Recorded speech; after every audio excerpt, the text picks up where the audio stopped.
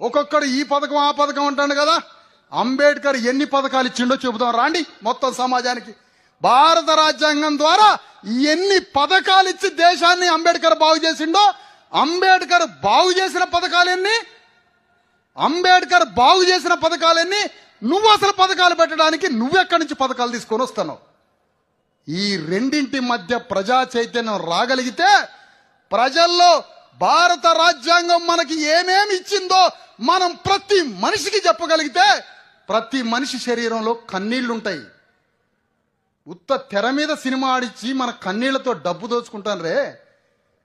నిజంగా కన్న తల్లిలాగా మన కోసం దుఃఖపడి, ఒక తల్లి కడుపున 9 నెలలే మోస్తుంది బిడ్డని, కానీ ప్రసవించిన తర్వాత ఆ బిడ్డని ఎత్తుకొని అంబేద్కర్ 90 ఏళ్ళు మోస్తుండే తన భుజాల మీద పెట్టుకొని. అంబేద్కర్ ఆ రాజ్యాంగం ఏమిచ్చిందో చెబుదాం ప్రతి మనిషికి.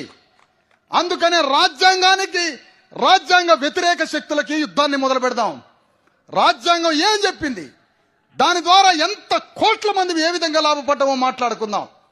ఆ విధంగా భారత రాజ్యాంగ శక్తులకి, భారత రాజ్యాంగ వ్యతిరేక శక్తులకి, ఆ రెండింటి మధ్య పోరాటం మనం మాట్లాడుకునే చైతన్యాన్ని ప్రతి మనిషికి తీసుకొద్దాం.